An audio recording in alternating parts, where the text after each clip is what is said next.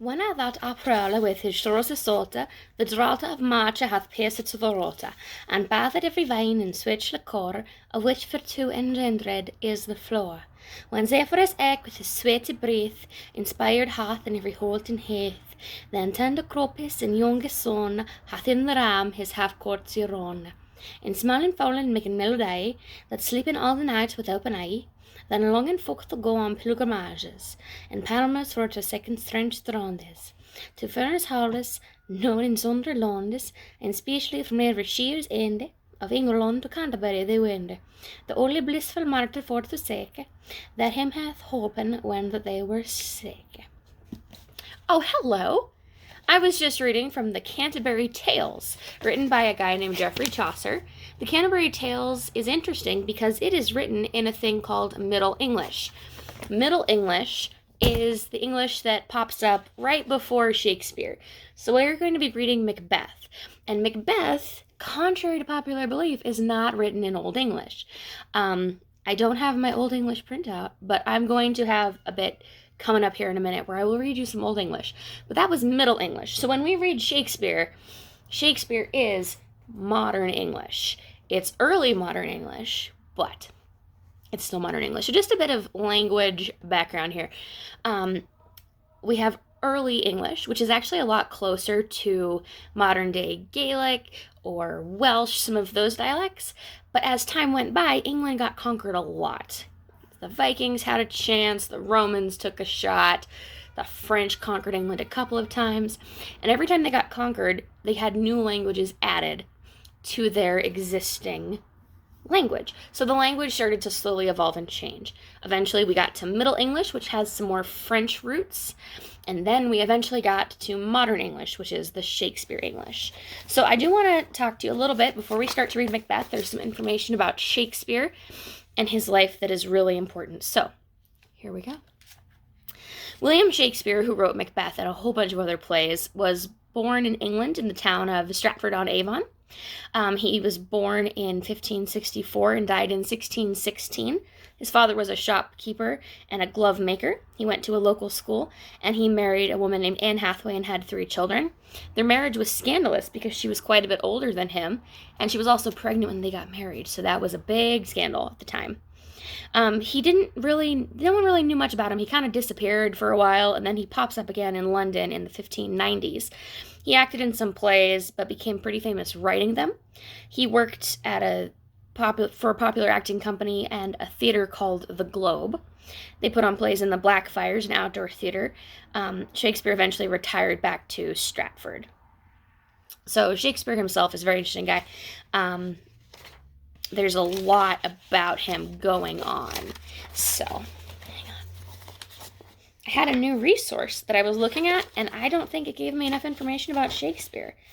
Maybe it did for you guys, but I didn't think so. So, hang on. Because he actually died on his birthday. But I don't remember what the exact date on that is. So, let me find my page. Blah, blah.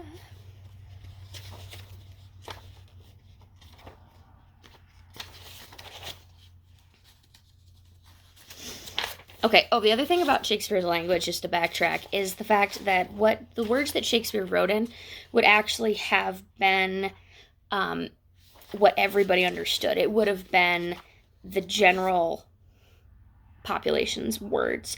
Also, Shakespeare liked to make up a lot of words. He had a vocabulary of about 29,000 words and invented quite a few words, such as dwindle and assassination.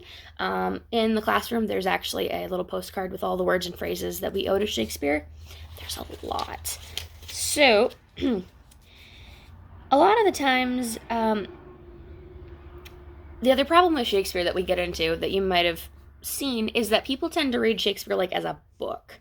And that's not what Shakespeare's supposed to be. He's supposed to be a play. So when we're doing Shakespeare, we're actually going to read parts of it out loud, because that's how Shakespeare makes the most sense. And that is how he is best enjoyed. It makes more sense if you read it out loud, because then you can use those hand gestures in all of those things. The other interesting thing here about Macbeth himself is that Macbeth is actually based on a real event. So, once upon a time in Scotland, we had a guy whose name was Duncan, and he was called King Duncan the Sick. He was not a very good ruler.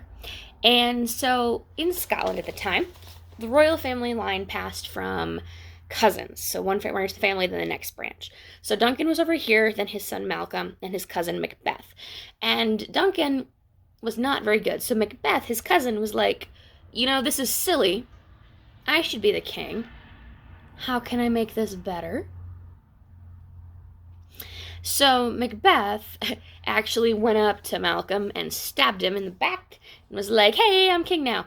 And everyone was like, fair. Macbeth was actually a pretty good king historically. However, his nephew Malcolm was a little irritated at the whole stabbing dad thing. And so he went to England, he waged war, and eventually took over Scotland. The reason in Shakespeare's play that Macbeth is going to be seen as the bad guy is because Shakespeare's writing his play for a guy named King James I. And King James I is a descendant of King Malcolm. So if you're writing a play for a rich, powerful guy that has a tendency to cut people's heads off if they irritate him, you're not going to talk about how his ancestors were King Duncan the Sick and King Malcolm the Weird. He wasn't. Malcolm was actually a pretty good king.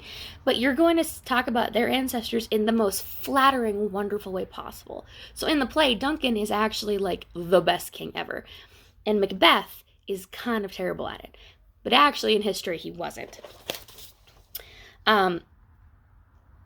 So this play, like I said, was to honor the king. And to kind of have everyone be like, don't worry, our king is awesome. As we're reading Macbeth, I want you to keep the following things in mind. So a drama is writing performed by actors. It has dialogue, which is when people speak. All the little stuff in italics are stage directions, which is basically just telling the actors, like, go this way, do this, do that, turn. Staging is basically just the lighting, the visual effects, the props, the music. As we're reading, we're going to watch a couple of different adaptations of ways that people have staged Macbeth. So kind of keep that in mind as we're going. And how would you stage Macbeth? Now, Macbeth is a tragedy. And in a tragedy, the main character is the tragic hero, and they come to an unhappy end. There's usually a tragic flaw or weakness, and I want you, as we're reading, to think about what is Macbeth's tragic flaw. There's also dramatic speeches, which are speeches that are dramatic. An aside is a brief comment that a character makes that the other characters don't hear. So it's for the audience. And then you also have a soliloquy, which is a longer speech where the other characters are also not listening. So if you have a soliloquy, that's a long speech where no one is listening and it's just for you and for the character to process what they're feeling. But if you have a monologue, that's when a character has a long speech and other people are actually listening. So watch out for those two things. Characterization is how the writer reveals information about their characters.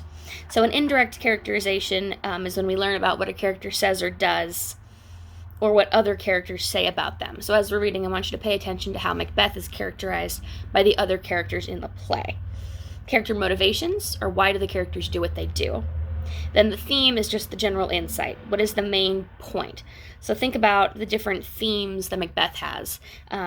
And the big themes are going to be dealing with the topics of loyalty, lust for power, violence, evil, and fate. So as we're reading Macbeth, I want you to be thinking about those things. Fate is going to be the big thing that we're focusing on. Yes, that was a deliberate choice. Can you change your fate? So as we're reading, think about that. Now, during this time period, there was a lot going on with superstition. A lot of people in Shakespeare's time had a lot of ideas, and we'll come up with superstitions again when we read Huck Finn. There's a lot of American superstitions too. But there were a lot of superstitions in England. For example, the play Macbeth is actually considered to be cursed. If you are in a theater production, you are not going to say the name Macbeth on stage because then you'll jinx the production. And the reason for this is because there was a lot, during the original run of Macbeth, a lot of weird, bad things happened. Now, there's a couple of ideas for this. One thought is that Shakespeare actually went to see witches and put real spells in his play. or that some people were just irritated at him because he portrayed the witches as not exactly in the most flattering light, so they cursed the production, which is interesting.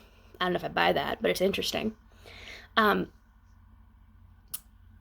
So there's a lot of superstition. Every time anything bad happened during this time period, it was a witch. You were being cursed. Something had happened.